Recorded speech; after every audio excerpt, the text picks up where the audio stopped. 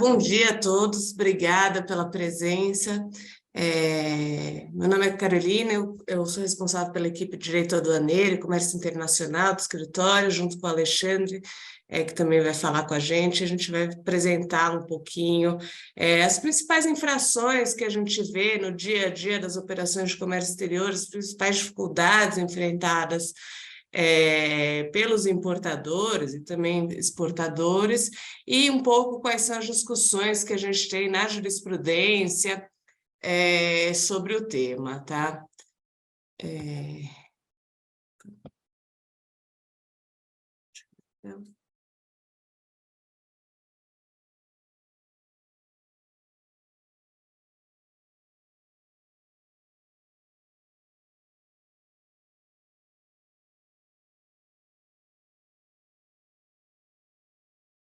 Está vendo a tela, né, Alexandre?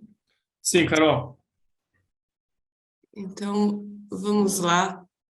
Esses são um pouco os assuntos que a gente vai tratar, tá? Acho que o erro de preenchimento da DI, ele acaba sendo o início de todos os problemas, e depois duas outras infrações importantes, e que são as que a gente, sem dúvida, vê com mais frequência no nosso dia a dia, e que geram mais dor de cabeça para os importadores e que merecem bastante atenção, que são o erro de classificação fiscal e a questão da ocultação do real adquirente e interposição fraudulenta de terceiros. Bom, como eu disse, o erro do preenchimento da DI muitas vezes é o começo dos problemas na operação de importação, né? O importador deve preencher a DI apresentando a descrição da mercadoria, que deve trazer daí, a própria legislação esclarece, né, todas as características necessárias à classificação fiscal, espécie, marca comercial, modelo, nome e outros atributos.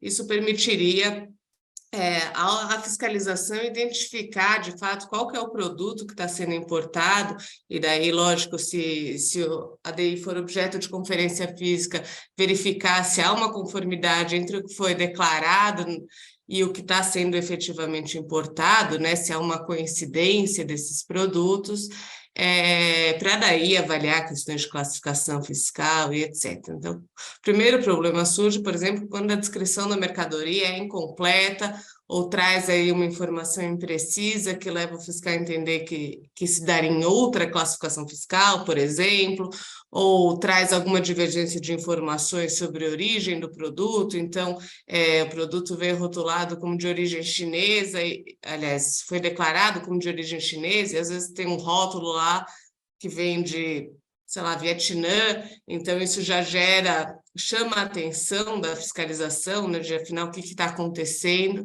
e eu acho que o mais importante nesse ponto é isso, é a questão da coerência das informações. A gente vê muito, por exemplo, questionamento, tem obrigações de rotulagem, etc. A Receita Federal, por exemplo, ela não tem obrigações de rotulagem, você vai ter isso com a Anvisa para alguns produtos, mapa para outros, muitas vezes para comercialização, não necessariamente para importação, mas a Receita Federal não tem requisitos específicos, mas o que é fundamental é que o que conste no rótulo, na embalagem, eventuais etiquetas da mercadoria, coincida com aquilo que foi declarado, né? Uma divergência nessas informações por si só já chama a atenção da Receita Federal, ela já vai questionar e às vezes abre margem para interpretações. Então, às vezes foi um mero erro, um erro de expedição, um erro de preenchimento da DI, mas a Receita entende que foi uma tentativa de ingressar produtos no território nacional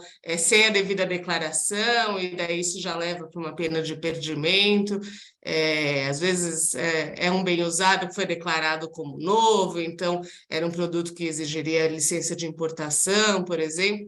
Tem uma série de coisas que podem dar margem aí, não só a multa de 1%, que é a multa decorrente da informação inexata, mas também dá margem para entender que o que aconteceu não foi um mero erro, e sim uma situação mais complexa, aí, uma tentativa de fraude, e daí dá margem a outras penalidades, outros questionamentos e complicados. Às vezes até vai levar a mercadoria para canal cinza, e tudo isso vai atrasar bastante o despacho e sujeitar o importador a uma série de penalidades.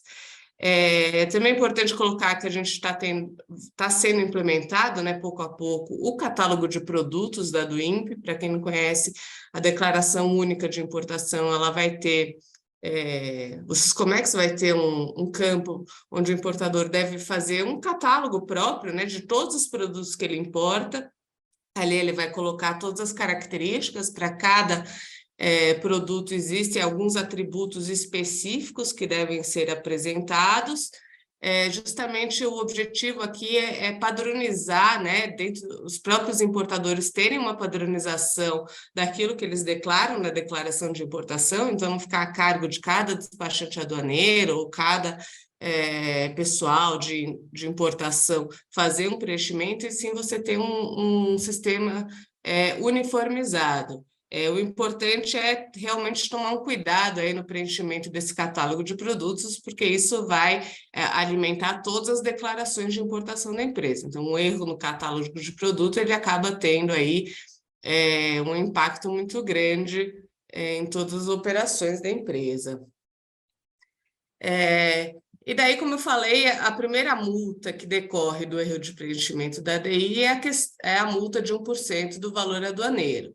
Então, ela acontece quando teve uma quantificação incorreta né, do volume importado ali para granel dentro das tolerâncias estabelecidas na legislação, ou omissão, prestação de forma inexata ou incompleta, não só sobre o produto, mas outras características da operação, origem, exportador, qualquer outra informação relevante para o controle aduaneiro aí, pode ser passível dessa multa. É uma multa que a gente vê ser aplicada com muita frequência, e lógico, isso gera uma despesa importante, mas além disso, acho que o principal desta infração é que ela dá realmente ensejo a outros questionamentos e abre a imagem para mais dores de cabeça, multas mais relevantes.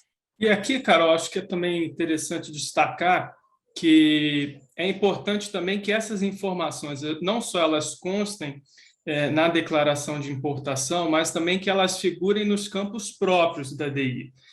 O CARF já teve a oportunidade de analisar alguns casos em que foi aplicada essa multa de 1% e o importador se defendia dizendo que prestou aquela informação, por exemplo, no campo de dados complementares da DI. E essas autuações fiscais, elas têm sido mantidas porque eles entendem que o fato de você não prestar aquela informação no campo próprio, isso por si só já impede a pesquisa e verificação dos dados por parte da fiscalização aduaneira. Então, é importante também que essas informações figurem nos campos próprios. Perfeito. E daí... Pode falar, desculpa. Não, e aí, analisando já mais detidamente a questão da jurisprudência, essa multa de 1% ela tem sido interpretada pelo CARF como uma multa de natureza objetiva. Ela independe de dolo ou má-fé, não é necessário demonstrar que houve um intuito fraudulento na operação. O ônus dessa prova é da fiscalização, então cabe à fiscalização comprovar que houve a omissão de algum dado relevante naquela DI e que, eventualmente, uma informação que foi prestada de forma inexata, ela está equivocada e aí, naturalmente, como parte, né, do trabalho de fiscalização, ela também teria que apontar qual que seria o dado correto. É importante a gente diferenciar os casos em que há a prestação da informação de maneira extemporânea, fora do prazo fixado na lei, para os casos em que se tem a prestação da informação com uma posterior retificação. Tanto a Receita Federal como o CARF fazem essa distinção para fins de aplicação da denúncia espontânea em matéria aduaneira. A denúncia espontânea ela tem um regramento próprio em matéria aduaneira, o artigo 102, parágrafo 2º do Decreto-Lei 37 de 66. Ali, em 2010, houve uma alteração legislativa para ampliar o alcance dessa denúncia espontânea, não só as obrigações, digamos, principais envolvendo o recolhimento dos tributos aduaneiros, mas para deixar também claro que isso abrange aquelas penalidades de natureza administrativa. Então, se porventura prestou algum tipo de informação incorreta na DI, identificou o erro e apresentou uma retificação, nessas hipóteses não haveria a exigência dessa multa de 1%. E, por fim, é também fundamental deixar claro que essa multa ela deve ser restrita àqueles casos em que se omite um dado ou se presta um dado incorreto que seja relevante para o controle aduaneiro, né? Não é qualquer vírgula que vai dar ensejo a essa multa, né? Nós estamos falando aqui de dados relevantes. Então, a gente exemplifica aqui, questão de vinculação entre importador e exportador. Esse é um dado relevante para fins de valoração aduaneira. Informações relativas a frete, seguro, são dados que são relevantes para a apuração da base de cálculo dos tributos que incidem na importação. Então, esses dados são fundamentais que eles constem na declaração de importação. E não havendo, no caso, a presença desses dados, aí sim você fica sujeito a essas penalidades.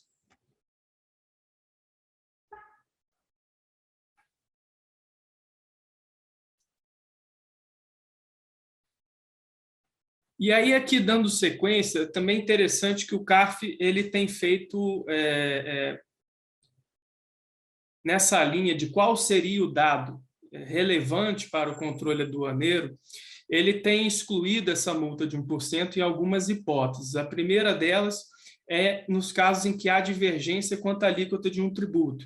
Então, por exemplo, você importa um tributo que está sujeito à alíquota zero de COFINS e importação, mas a Receita Federal tem o entendimento de que todos os bens, né, estariam sujeitos àquele adicional de 1% da COFINS importação e que, portanto, o seu bem também estaria sujeito. Uma hipótese, um produto farmacêutico. Nesses casos, o CARF tem derrubado as autuações fiscais que são lavradas para exigência dessa multa de 1%. No caso, caberia se discutir a exigência da diferença tributária com a multa de ofício, mas não essa multa aqui regulamentar de 1%, porque não houve um erro de preenchimento da DI em relação a um dado relevante para a definição do controle aduaneiro apropriado. E a segunda hipótese também é o que nós mencionamos anteriormente, que é as hipóteses em que se tem a retificação da declaração de importação. Nesses casos, estaria abarcado aí pelo benefício da denúncia espontânea em matéria aduaneira. E aí, algumas discussões que nós temos nesse campo de multas aduaneiras em geral, até, é uma preocupação em distinguir os casos em que ocorre um mero erro daquelas situações que você efetivamente tem um cenário um pouco mais complexo. Então, a gente traz aqui alguns paradigmas legais, né? O primeiro deles é uma lei de 66, a Lei 5.025, que trata especificamente de exportações e que ela fala que antes de qualquer penalização ao exportador, o interessado deve ser previamente alertado e orientado pela fiscalização aduaneira sobre a forma correta de proceder. Ou seja, você evita uma penalização excessiva desses casos. E o Brasil, por ser membro da OMC, signatário do GATT, a leitura que a gente tem desse dispositivo é que o mesmo tratamento que é conferido às exportações também tem que ser conferido às importações. Você não pode ter um tratamento discriminatório. E seguindo nessa linha, nós temos 3 acordos recentes internacionais. O primeiro dele é a Convenção de Quioto, segundo o Acordo sobre Facilitação do Comércio, e o mais recente é um acordo comercial bilateral entre Brasil e Estados Unidos. Todos eles seguem essa linha de evitar uma penalização excessiva do interveniente do comércio exterior. Então, a Convenção de Quioto revisada, ela fala na não aplicação de penalidades excessivas em casos de erro, quando se comprove que o erro foi cometido de boa-fé, sem intenção fraudulenta, nem negligência grosseira. O Acordo de Facilitação do Comércio, ele chama atenção para a necessidade de se analisar os fatos e as circunstâncias do caso antes de se aplicar a penalidade, e que essa penalidade seja compatível com o grau e gravidade da infração. E, por fim, o acordo comercial, o ATEC, né, entre Brasil e Estados Unidos, ele estabelece que um erro menor poderá ser corrigido sem a determinação de uma penalidade, salvo quando configure um padrão consistente de erro por aquela pessoa, ou seja, você tem hipótese de um infrator contumaz. Então, esses novos paradigmas, eles sinalizam que uma necessidade de revisão de toda a legislação aduaneira em matéria de infrações e penalidades, porque são compromissos internacionais assumidos pelo Brasil, alguns deles ainda não estão em vigor, e outros demandam integração da nossa legislação interna, para que eles possam ter eficácia plena. Então, a gente tem visto muitos casos e desenvolvido discussões nesses processos, no sentido de segregar essas situações em que se tem um mero erro das situações em que você pode ter algum tipo de fraude, simulação, e aí sim a fiscalização aduaneira deve ter, digamos, uma mão mais pesada. O que é importante colocar, né? Isso é toda uma mudança de racional do controle aduaneiro que vem acontecendo mundialmente, né?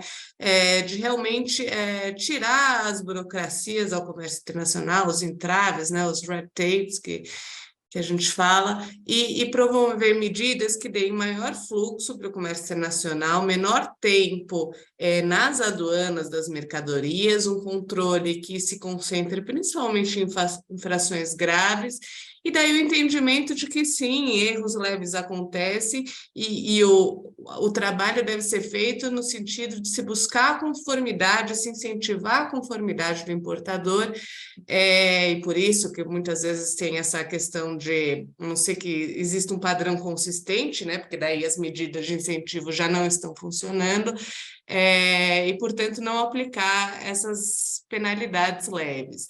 Como o Alexandre falou, a legislação ainda não está bem adequada a esses novos acordos internacionais. Acho que o mais antigo é o Acordo de Facilitação de Comércio da OMC, que entrou em vigor em 2017, se não me engano, Convenção de Quioto e o ATEC são mais recentes, então essa acomodação da legislação é importante, e uma própria mentalidade da Receita, do CARF, dos órgãos julgadores também, de entender quais são os princípios desse acordo e como a legislação também precisa passar a ser interpretada em consonância com esses princípios que vêm sendo adotados.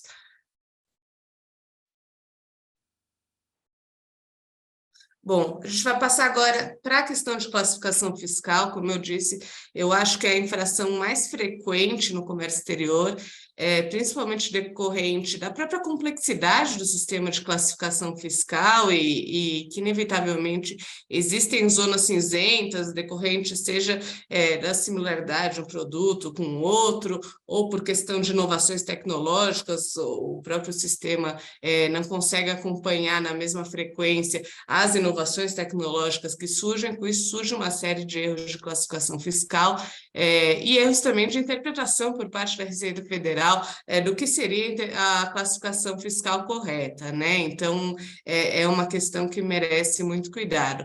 Aqui a gente explica brevemente o que é o sistema de classificação fiscal, para quem não estiver familiarizado.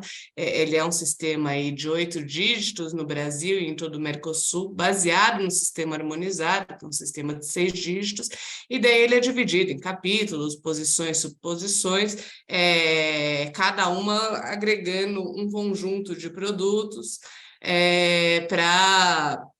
e descrevendo-os para que seja feita a classificação fiscal. O que é importante ter em mente na primeira questão relacionada à classificação?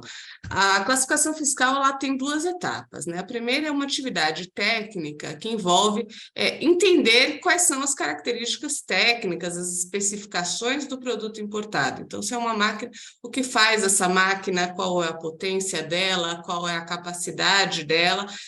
Muitas vezes é um trabalho feito por um engenheiro, por um químico, enfim, a cada produto aí com a sua área de especialização. Feita essa apuração das especificações técnicas, daí sim a gente parte para a etapa jurídica, que é efetivamente classificar o produto segundo as regras de interpretação do sistema harmonizado, que vão ditar como é que você vai fazer essa classificação fiscal. E daí a gente tem dois problemas aqui, né? O primeiro deles é quando são pedidos laudos técnicos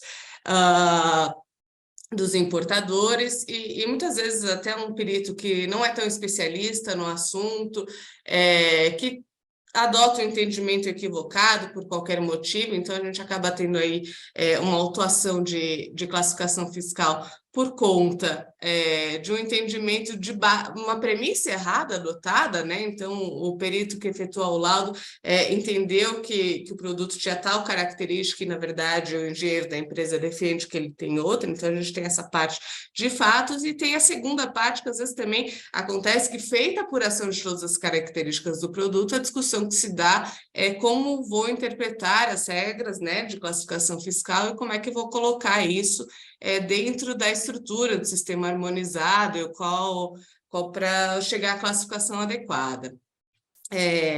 Isso vale não só para importação, também para o mercado interno, quando a gente fala da TIP, também existem uma série de discussões sobre isso, então é um tema que se expande um pouco, mas a gente vê principalmente nas importações realmente um volume muito grande de infrações sobre esse tema, inclusive com CARF revertendo muitas vezes o entendimento da receita ou aplicando uma outra classificação distinta. É um tema realmente que merece bastante atenção. Bom, as regras de interpretação do sistema harmonizado, a gente trouxe algumas, as principais, né, que acho que gera alguma confusão, e como eu disse, a classificação ela deve seguir essas regras. A primeira delas é que a classificação é feita primeiro a partir do texto da posição.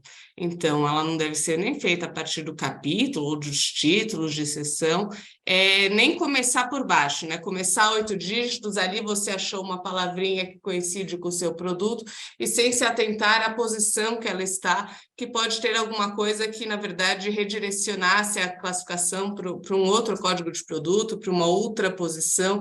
Então, realmente, a classificação se inicia pelos primeiros 4 dígitos, sempre comparando posições o mesmo nível, né? Então, você sempre compara 4 dígitos com 4 dígitos para definir em que código deve ser classificada a mercadoria, para daí sim destrinchar para subposições, subitens.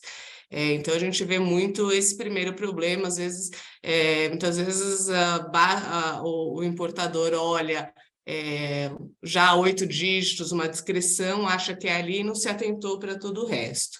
E essa classificação de posição também deve ser feita de acordo com as notas das posições e dos capítulos e das notas explicativas do sistema harmonizado, que também muitas vezes trazem explicações adicionais do que deve ser colocado em cada posição, se um produto cabe em mais de uma posição, qual que deve prevalecer. Muitas vezes essas explicações também são trazidas, então é fundamental se atentar a isso. Uma segunda questão importante são os produtos desmontados, incompletos ou por montar. Muitas vezes o importador traz uma série de peças, classificando como peças, e isso, na verdade, porque a tributação tende a ser mais barata para peças que para o produto final, e isso, na verdade, se configura como um produto desmontado e incompleto, tá? Então, a Receita pode entender que naquela importação, e às vezes não só naquele container que está sendo trazido, mas no conjunto houve um fracionamento ali de peças, e que no final das contas o que está sendo trazido é o produto montado, e daí não só autuar pelo erro de classificação, mas também exigir todos os tributos. Então, o que as regras de interpretação do sistema harmonizado trazem? Que produtos montados, incompletos, ou por montar, quando eles trazem todas as características essenciais do produto final, eles devem ser classificados como produto final. Então, isso é uma coisa que realmente merece bastante atenção, e como eu disse, não precisa ser, os produtos têm uma mesma DI. Se a Receita entender que o importador está fracionando aquelas importações justamente para tentar desclassificar a mercadoria como produto acabado, também existe um risco aí que merece ser avaliado. E a última discussão de produtos misturados ou artigos compostos, que deve ser aplicada sempre a posição mais específica sobre a mais genérica, ou aquela que tem a característica essencial do produto, ou então, se não for possível nenhuma das duas anteriores, a posição mais avançada na NCM, né? Então, as regras de interpretação do sistema harmonizado trazem aí quais são os requisitos, como você vai aplicando. Então, sempre seguir essa ordem, né? Não basta usar qualquer um desses critérios, mas sim seguir essa ordem. Daí muitas vezes existem notas explicativas adicionais para cada produto, porque isso é uma coisa bastante complexa, enfim, cada produto tem suas características e é fundamental analisar no caso concreto e não de maneira genérica. Bom, o erro de classificação fiscal, ele traz a multa também de 1%, é a mesma da informação inexata, mas muitas vezes ele tem impacto também no pagamento de tributos, porque a alteração da classificação muda imposto de importação, muda IPI. Além disso, ele pode ter algum impacto na utilização de regimes especiais, então o Repetro, que tem ali uma lista exaustiva de quais produtos estão dentro, se é uma reclassificação que leva para um produto que não está dentro do Repetro, todo o regime fica ameaçado. Ele também afeta os controles aduaneiros, então a exigência de uma licença de importação, um produto que não estava sujeito à licença de importação é reclassificado para uma NCM que está sujeita à licença de importação, isso já tem uma multa de 30% sobre o valor aduaneiro. Então, acho que, de novo, o mais preocupante que a multa de classificação fiscal são os reflexos que isso pode trazer, que aumentam muito a autuação. E daí a classificação não pode ser baseada, por toda essa complexidade, em práticas que a gente vê muito no dia a dia, por exemplo, é a classificação que a multinacional, a matriz, utiliza, então a gente só utiliza isso. É algo que merece cuidado, porque muitas vezes existem divergências de interpretação entre diferentes fiscalizações aduaneiras. Apesar de tudo estar baseado no sistema harmonizado, que deveria ser, que é um sistema internacional, né? Fato é que cada administração aduaneira pode ter sua própria interpretação e criar autuações, e daí isso, enfim, nível estatal chega a subir para a OMA, né? Existem alguns produtos que foram discutidos em nível mundial, e a OMA cria, enfim, emite pareceres de classificação fiscal que são de cumprimento obrigatório, mas muitas vezes até você chegar lá já teve um auto de infração, porque a Receita Federal tem uma solução de consultas que não bate com uma solução de consultas feita pela União Europeia, ou até pelo governo argentino, que também é NCM. A gente vê muito esse tipo de problema. Então, realmente, não basta só aceitar a classificação feita por uma matriz ou pelo exportador, é necessário avaliar a classificação fiscal sob a perspectiva da interpretação da Receita Federal do Brasil, né? A classificação com menor tributo, a gente vê algumas explicações desse tipo, ou a classificação mais genérica, né? Parece bobagem, mas a gente vê com alguma frequência esse tipo de explicação, vai entender qual foi a classificação adotada. Não, eu peguei a mais genérica porque eu achei que cabia. De novo, existem regras que estabelecem qual é a classificação. A interpretação é sempre que existe só uma classificação possível para cada produto.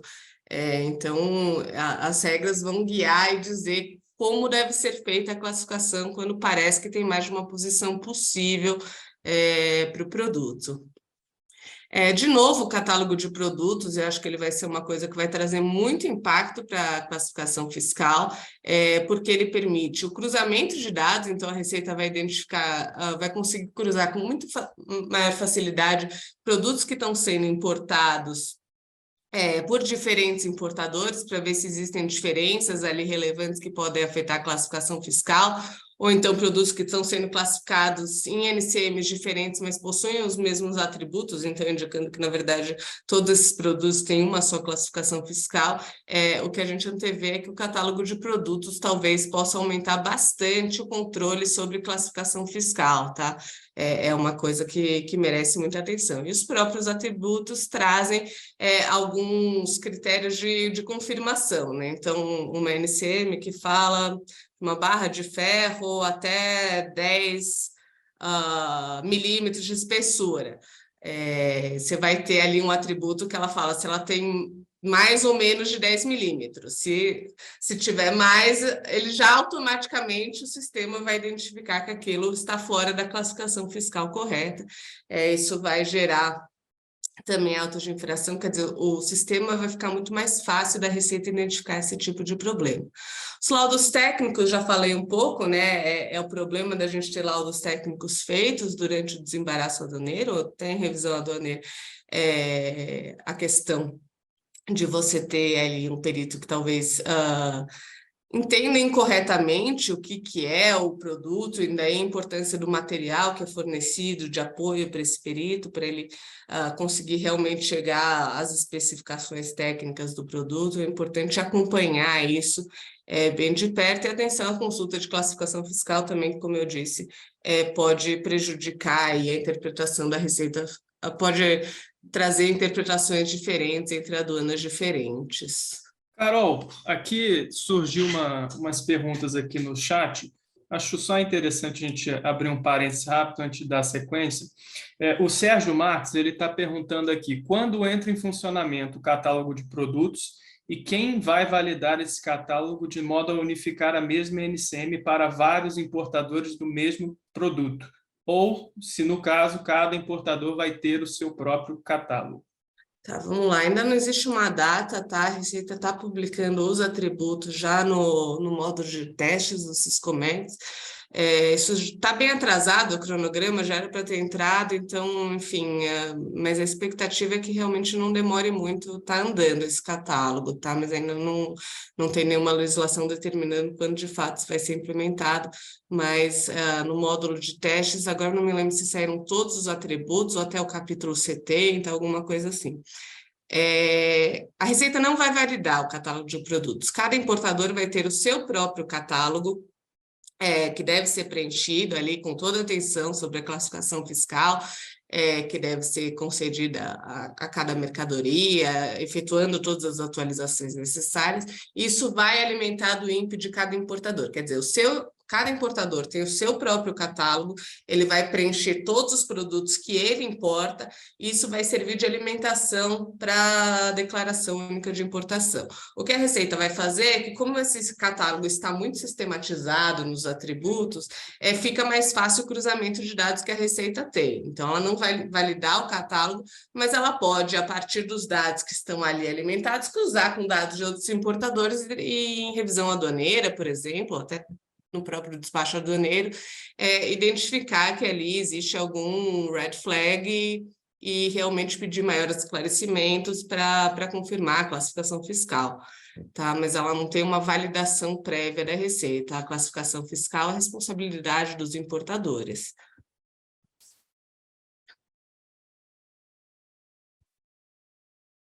Bom, passando um pouco para a jurisprudência, deixar o Alexandre comentar um pouco. Aqui já entrando na jurisprudência do CARF, o que a gente observa de cara é que a exigência dessa multa por erro de classificação fiscal nada tem a ver com eventual cobrança de tributos. Tá?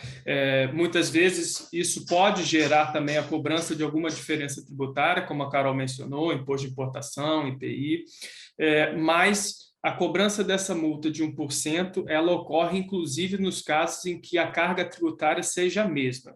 Não existe nenhuma diferença entre a classificação fiscal que você adotou e a classificação fiscal que a Receita entende ser a correta. Uma questão bastante polêmica diz respeito a essa súmula do CARF 161, que são aquelas hipóteses em que o importador adota uma classificação fiscal, o auditor fiscal entende que a classificação correta é uma outra, e o órgão julgador administrativo, seja DRJ ou CARF, entendem que seria uma terceira classificação fiscal. E o CARF acabou editando essa súmula, entendendo que o mero erro na classificação fiscal por parte do importador já daria ensejo à exigência dessa multa de 1% no valor aduaneiro. E a crítica que se faz é que, primeiro, cabe ao auditor fiscal, quando lavra um auto de infração, apontar qual que seria a classificação correta, né? Ele não basta dizer que você errou, ele precisa te orientar como fazer o correto, né, no entendimento dele.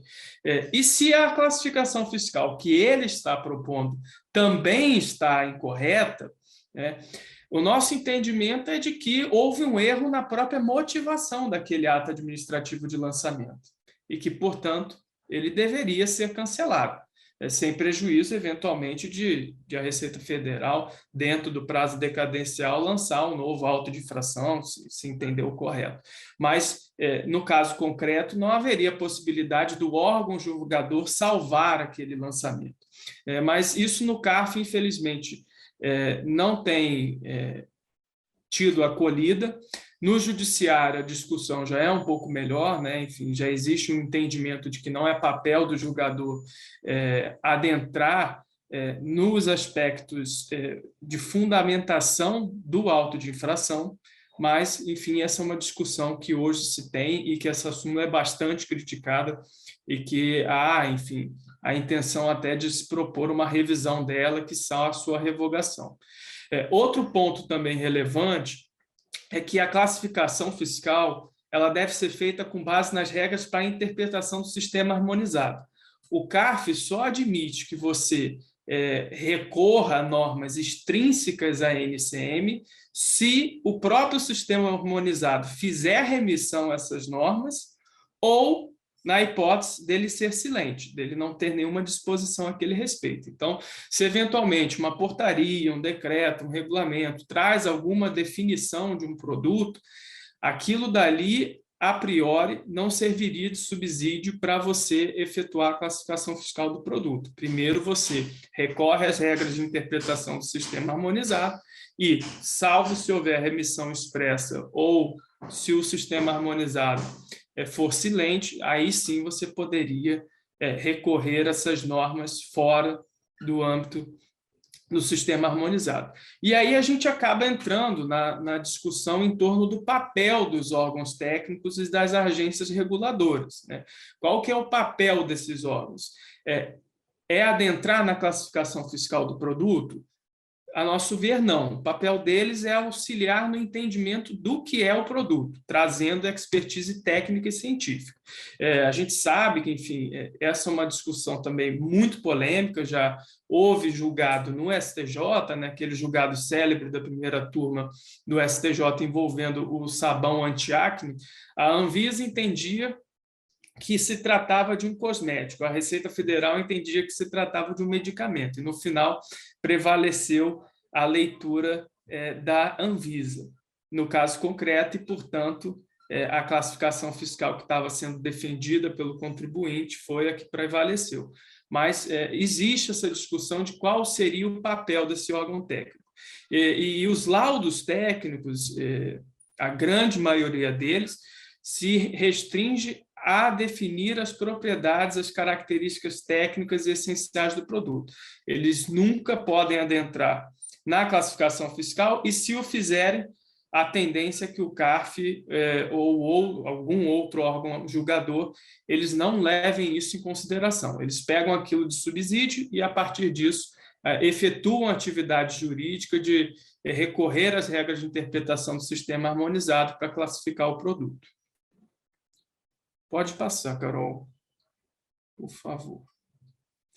É interessante observar que a própria legislação, o decreto 70.235, o artigo 30, ele prevê a obrigatoriedade de observância do laudo técnico do Instituto Nacional de Tecnologia, o INT, e também de órgãos federais congêneres.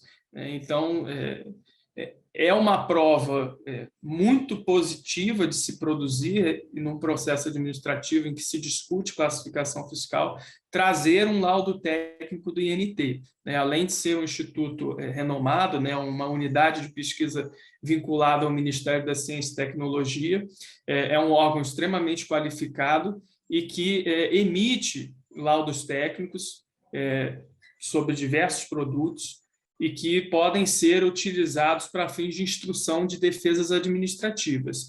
E o CARF, assim também como a DRJ, eles estão obrigados, por lei, a observar as disposições do laudo técnico, mas as disposições relativas aos aspectos técnicos, né? Como eu disse, o laudo técnico do INT não vai adentrar em temas de classificação fiscal, mas ele vai deixar claro as funcionalidades daquele produto, as características essenciais, e a partir disso a gente efetua a tarefa de classificação fiscal daquele produto.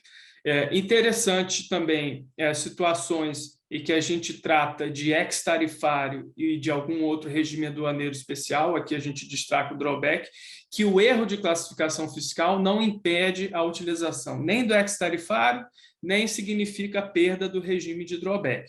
O fundamental em ambos os casos é que, na DI, o bem esteja descrito adequadamente e se verifique que ele faz jus ao benefício do ex-tarifário, ou seja, as funcionalidades daquele bem de capital coincidem com a descrição do ex-tarifário.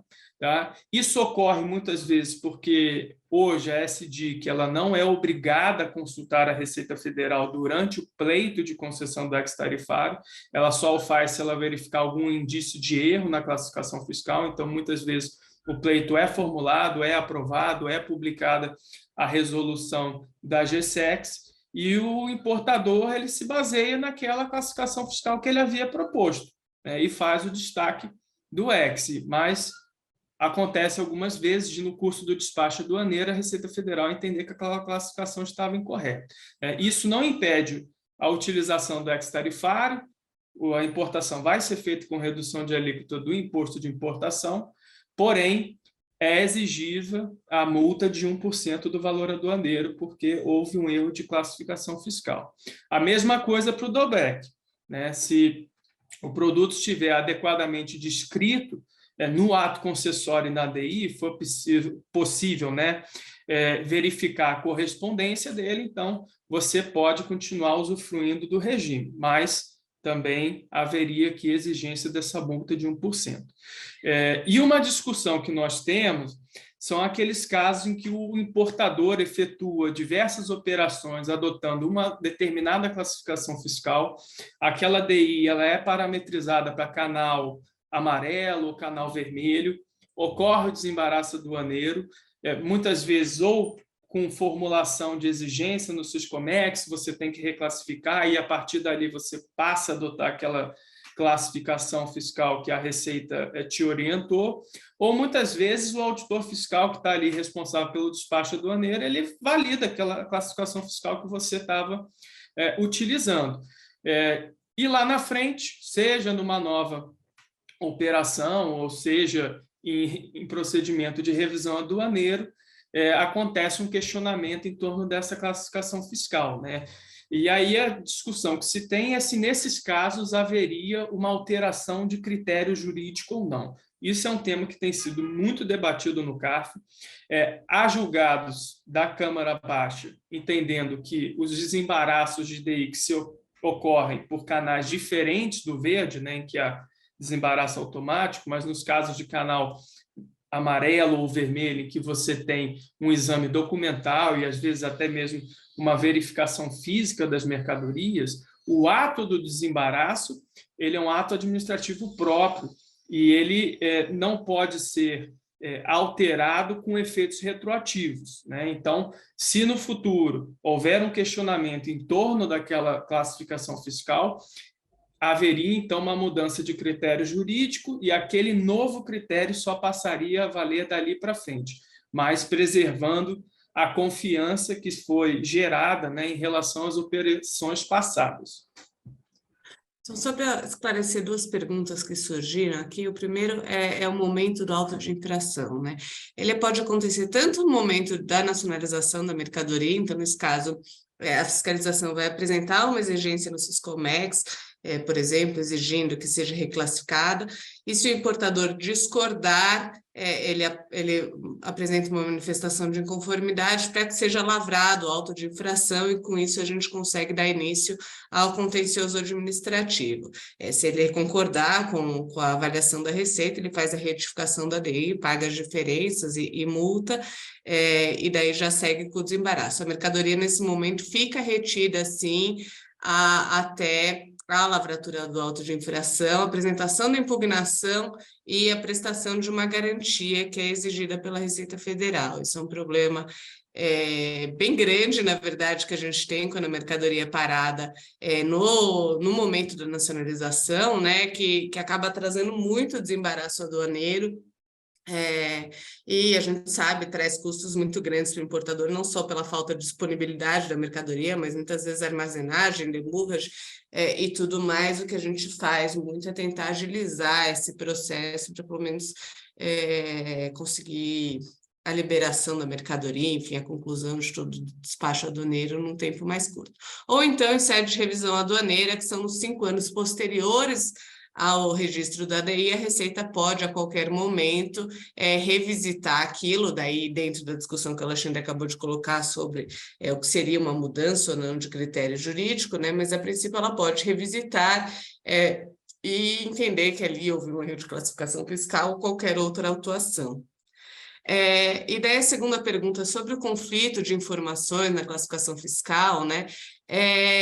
Na verdade, isso tem que ser feito produto a produto, tá? Existem regras gerais, como eu falei, por exemplo, produtos que podem ser classificados em mais de uma posição. A regra geral estabelece que a posição mais específica deve prevalecer sobre a mais genérica, ou a classificação que traz a função essencial do produto, mas nas notas de cada capítulo, de cada posição, as notas explicativas do sistema harmonizado trazem uma série de esclarecimentos adicionais.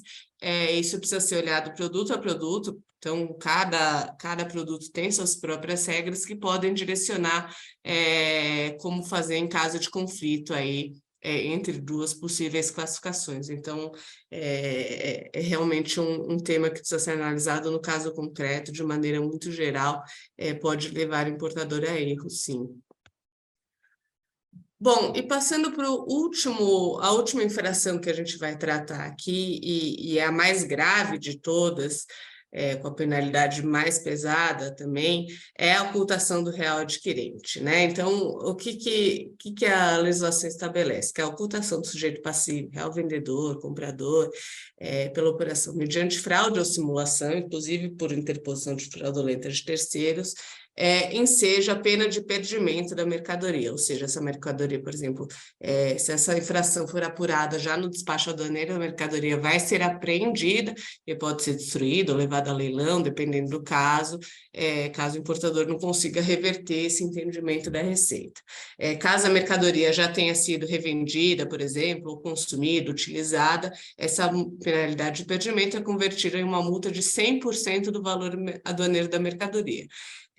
Considerando que a Receita pode analisar os últimos 5 anos de operação, isso muitas vezes pega um volume muito grande de operações da empresa, são multas pesadíssimas, são sem dúvida nenhuma os maiores autos de infração que a gente tem aqui no escritório, valores bastante relevantes.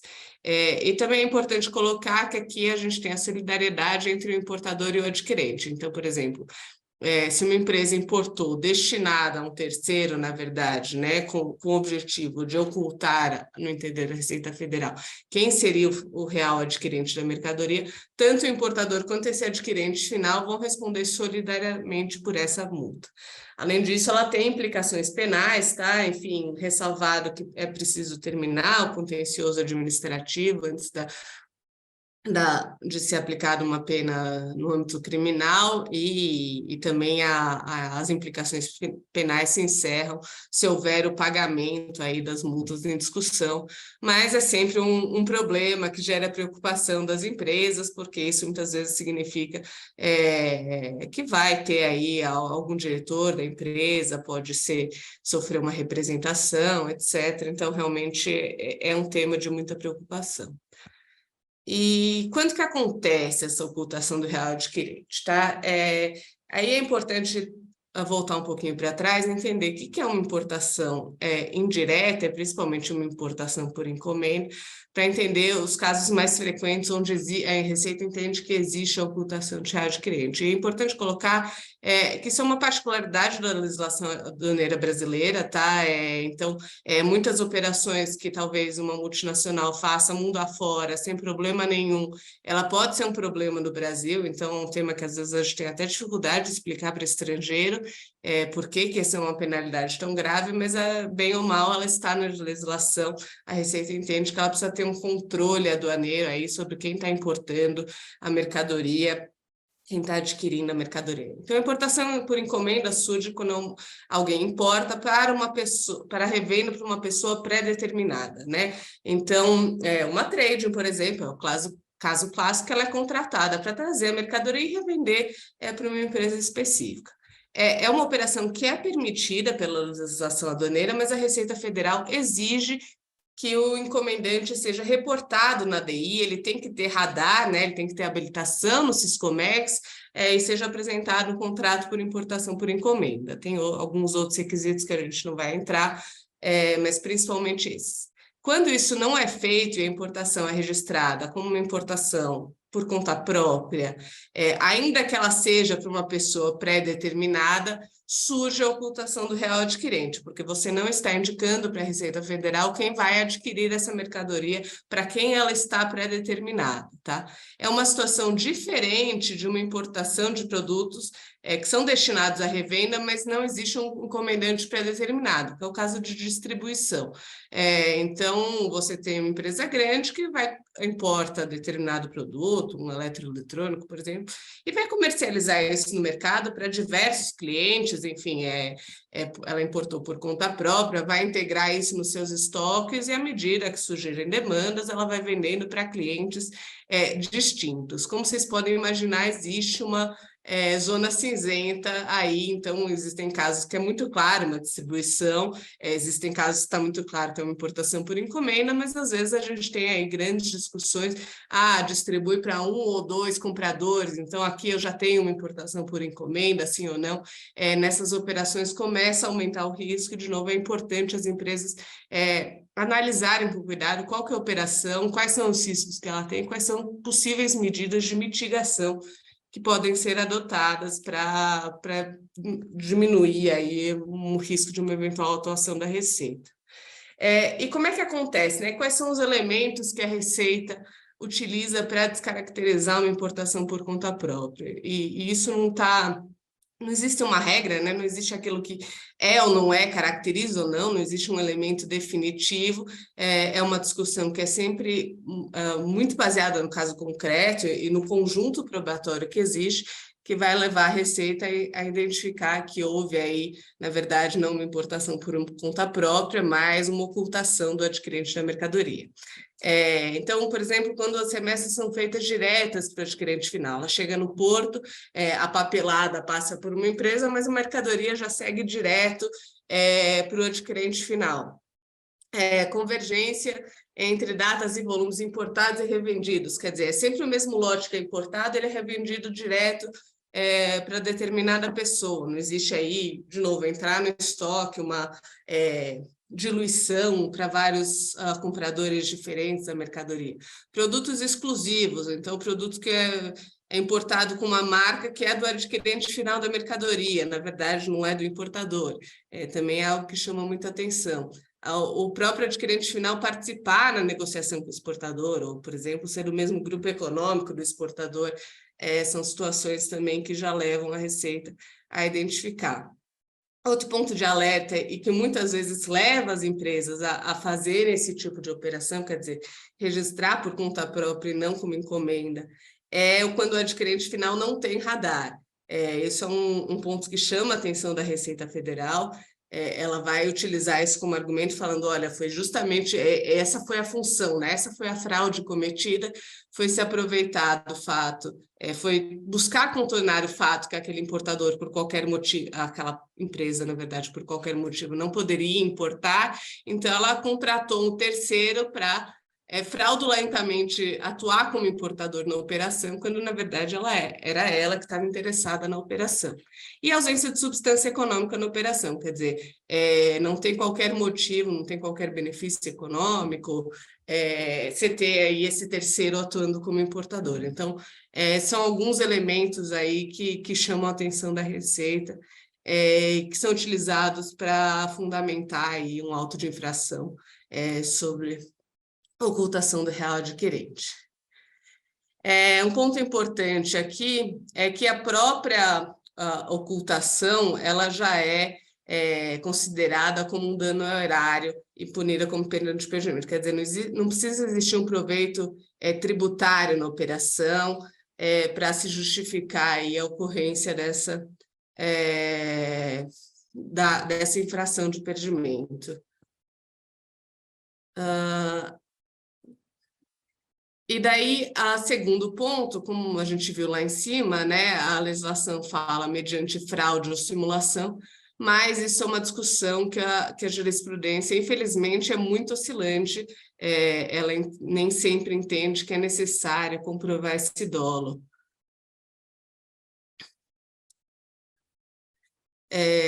Alexandre, você quer complementar a partir de agora?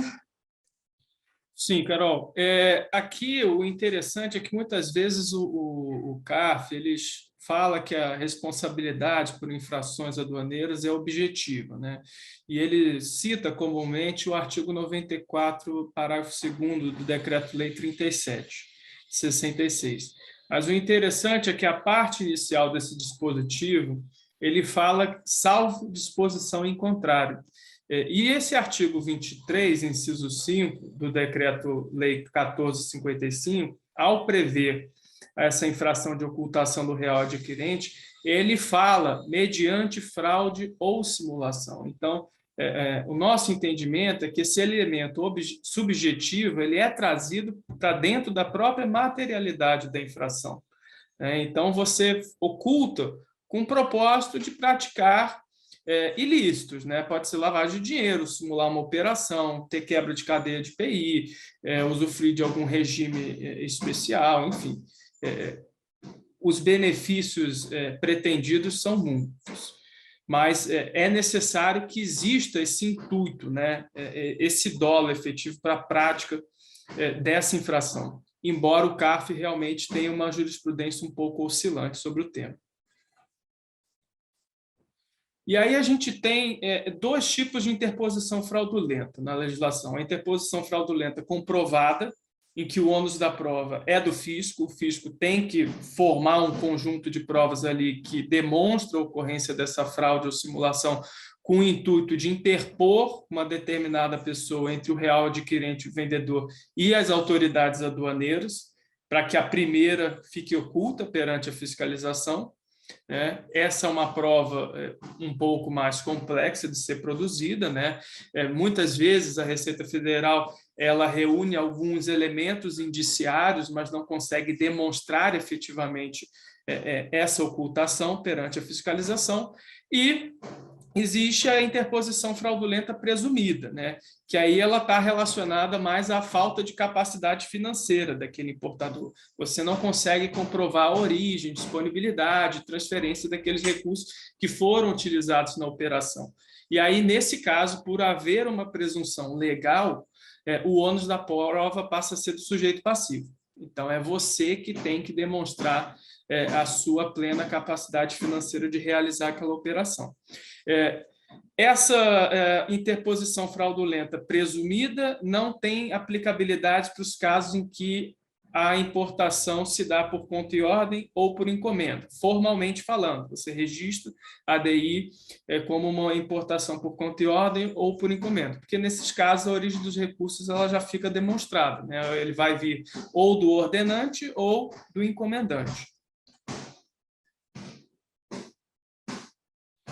E uma outra consequência dessa ocultação do real adquirente, aí restrita aos casos que você tem uma interposição fraudulenta comprovada, além da pena de perdimento ou da multa resultante da sua conversão, a gente tem a multa de 10% por cessão de nome, né? E aí existe uma discussão se essa multa ela poderia ser aplicada cumulativamente com a pena de perdimento, né? O CARF admite, né, esse acórdão aí da terceira turma da Câmara Superior, ao passo que o STJ veda, né? Existe esse precedente, mas é um tema que também não está totalmente decidido, né? O que muitas vezes se fala é que você pega o laranja, o testa de ferro, e aplica uma penalidade mais severa do que a própria pessoa oculta, né? Então, existe esse debate se haveria possibilidade de cumulação da multa por cessão de nome com a penalidade do perdimento.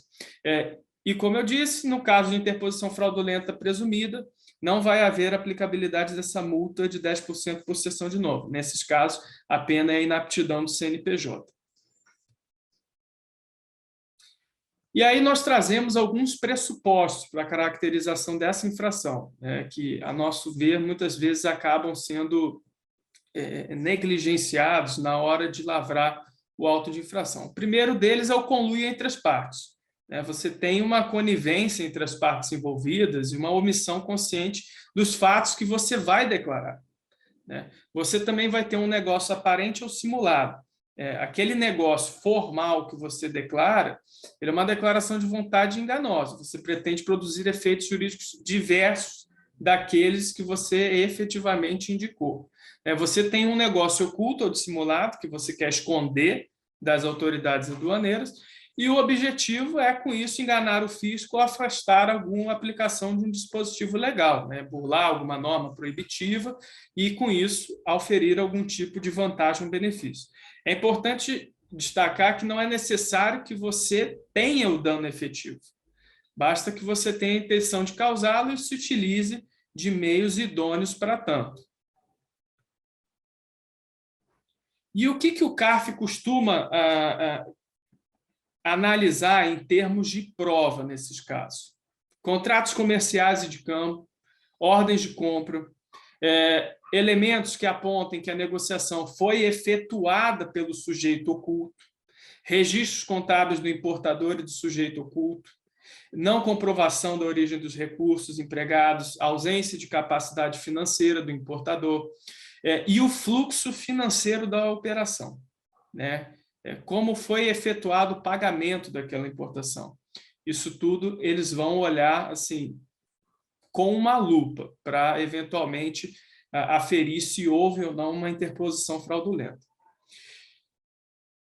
E aí também, além desses elementos de provas, a gente tem elementos indiciários, né? Indiciários porque eles, isoladamente, não serão suficientes para caracterizar a infração de ocultação do real adquirente, mas eles são elementos que vão sendo somados a outros para formação desse conjunto probatório. Então, histórico e volume de operações, né? A habitualidade, você faz aquela operação com habitualidade, ou aquela operação ali, ela é completamente fora do seu negócio, né? A antecipação de recursos para pagamento da operação, muitas vezes até mesmo dos custos relacionados ao despacho aduaneiro, o arranjo societário, qual que é a composição empresarial de cada pessoa jurídica, os sócios são os mesmos.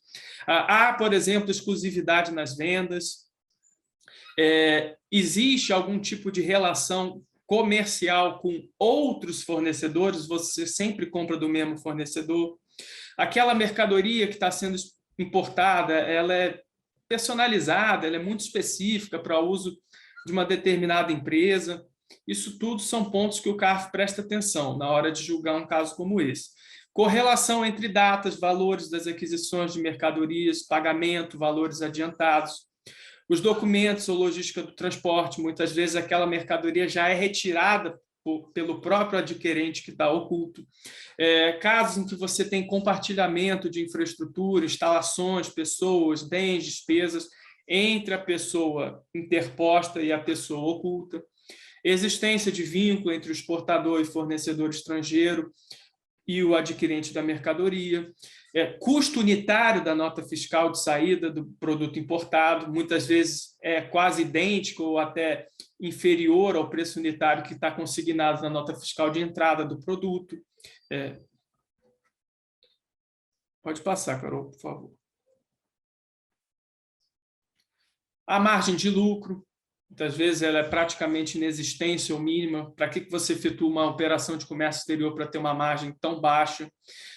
Não assunção de riscos da operação.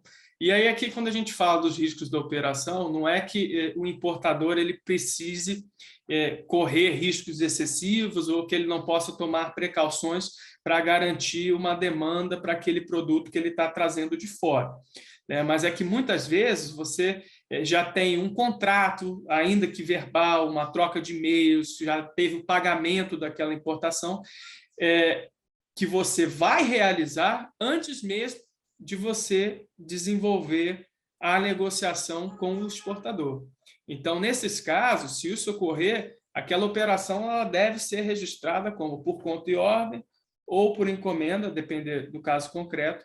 Mas se você, porventura, registrar isso como uma importação direta, né, por conta própria, aí sim você vai correr o risco aí de as autoridades entenderem que está tendo algum tipo de ocultação do real adquirente.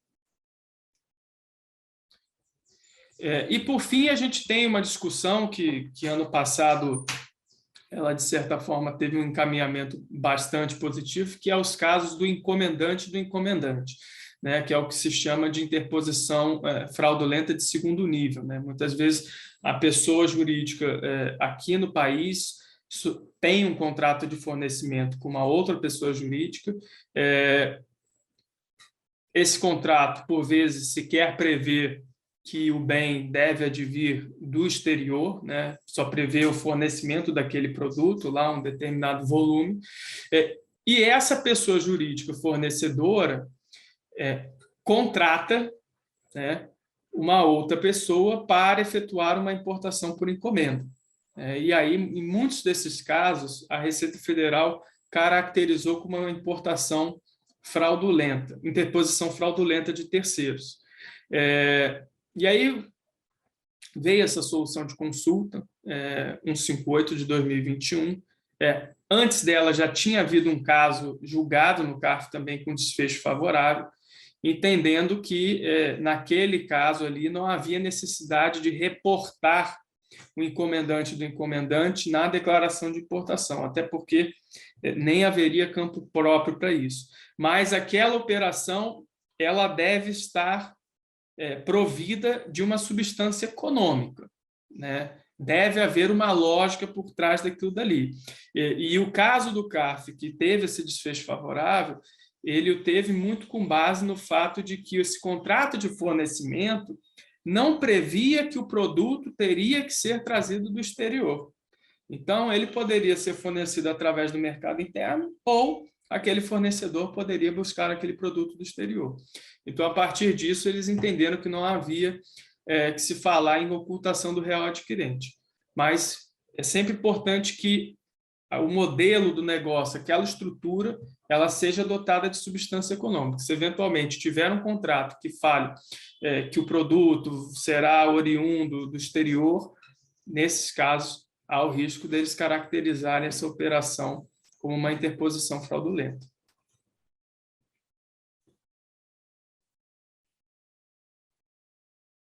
Carol, você está no mudo. A gente encerrou a apresentação, mas vamos responder as perguntas agora, e se alguém tiver mais alguma, pedir, por favor, para mandar pelo chat. Nós tivemos uma primeira ali, Carol, eu não esqueci dela, não. Foi, acho que o Teones, que era em relação aos honorários do perito, quando é formulada a exigência de laudo técnico, questiona aqui dizendo que muitas vezes o perito ele quer efetuar uma cobrança fora daqueles valores tabelados, né? E pergunta, enfim, como proceder nesses casos, se deve aceitar, se é possível recorrer. Você quer responder?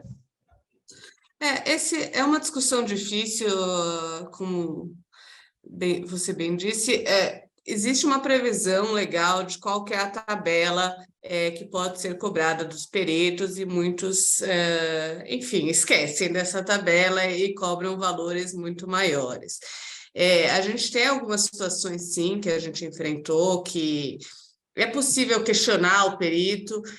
Isso acaba funcionando melhor, muitas vezes, numa conversa, num envolvimento ali da própria delegacia, da alfândega, etc., para forçar o cumprimento da legislação, tá? Enfim, a dificuldade que a gente acaba enxergando no dia a dia é que às vezes a empresa tem uma urgência muito grande, pode deixar o perito um pouco ressabiado também, já com a questão da empresa, então acaba sendo sensível por isso.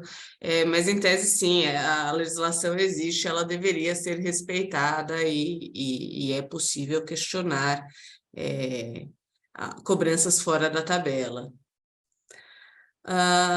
Passando para a próxima pergunta do Sérgio Marques, quer dizer que todo qualquer cliente compra produtos importados tem que ter radar? Não. E daí, voltando à questão, qual que é a diferença entre uma distribuição e uma importação por encomenda? Na encomenda, sim, o encomendante, que vai ser o adquirente, vai comprar a mercadoria importada, sim, ele é obrigado a ter radar, e não basta ter radar, o radar deve ser uma modalidade suficiente para contemplar a operação. Então, se o valor da operação ou das operações for superior a $150 mil, você precisa ter um radar ilimitado. Agora, uma importação que é só destinada à distribuição, quer dizer, não existiu uma importação pré-determinada para aquele comprador. Neste caso, não, ele está fazendo uma aquisição interna, ainda que o produto seja de origem importada, a legislação não exige o radar. No meio do caminho temos uma zona cinzenta, que é como eu coloquei, assim, a postura mais conservadora é ele ter radar e ser registrada como importação por encomenda, porque daí não tem como a Receita falar que houve uma ocultação para o adquirente. Mas a gente sabe que no caso concreto existem operações que, enfim, isso não faz sentido para a empresa, enfim, né? A Receita enxergou depois esse risco, ele surgiu depois, então daí o caminho é seguir para a defesa administrativa. Aí entra também um pouco, né, Carol, aquela questão que a gente estava falando dos elementos, né, fáticos, a questão da habitualidade também. Muitas vezes o importador ele faz parte do negócio dele, né, comprar e revender no mercado interno. Não existe nada de errado nisso. Bom, em caso de licitação que o importador ganha e produz o item no mercado externo e importa o item para a empresa que faz a licitação. É uma discussão complicada. A licitação, muitas vezes a gente vê, na verdade, enfim, você tem aqui um representante nacional que ganha a licitação, o produto é produzido no mercado externo, e daí você vai ter uma discussão de quem que é o importador. Muitas vezes é até o ente público para se beneficiar de isenções que existem, tá, para o ente público. Então, na verdade, ele importa diretamente, e o representante aqui é remunerado como uma comissão, mas daí é preciso entender um pouquinho no detalhe qual que é a estrutura, tá? Em última instância, poderia ser o ente público considerado quem foi ocultado da operação, mas isso acaba sendo mais raro de acontecer, apesar de que o ente público também tem que ter radar, ainda que seja um radar expresso, tá? Órgãos governamentais têm que ter habilitação no Siscomex, empresas públicas, por exemplo, mas elas fazem uso da modalidade expresso. O radar, ele é o acesso ao sistema de importação, então sem ele nenhuma empresa consegue importar, mas a gente tem essas características de processos licitatórios, etc., que acabam não sendo tão olhados pela Receita Federal.